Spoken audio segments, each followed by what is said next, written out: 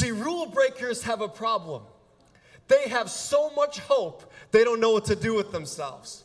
They wake up in the morning with this confident expectation that their future is already theirs right now. You see, for rule breakers, the future where their dreams live is more real to them than the concrete reality around them. Rule breakers, number one, carry the confidence that what they hope for will actually happen. Continuing in Hebrews 11 verse 4, it was by faith that Abel brought a more acceptable offering to God than Cain did.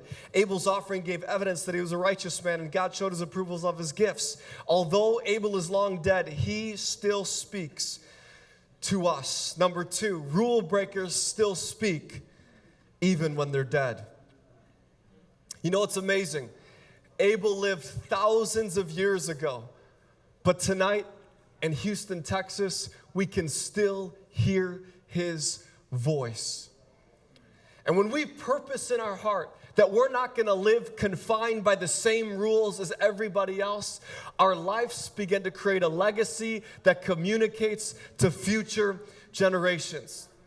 I think about my grandfather who passed on 18 months ago. He was 35 years old, married with 5 children, in business with his brother. On the outside, everything looked perfect, but what most people didn't know is he was a prisoner to a 20-year-long gambling addiction.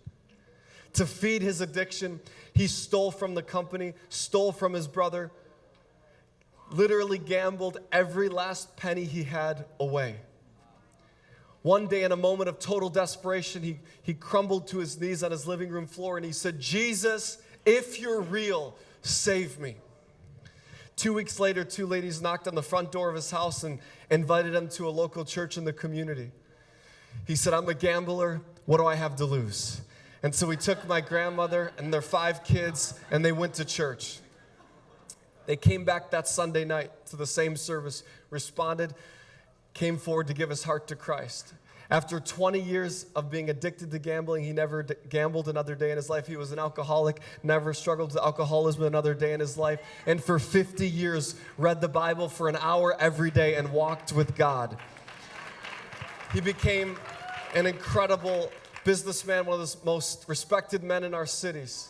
In our city. And although he's no longer here, I can still hear his voice. See, being a rule breaker isn't even just about this moment. It's not even just about your life. It's actually about your children and your children's children. And when you purpose in your heart that you're not going to live by the same rules as everybody else, your life communicates to future generations.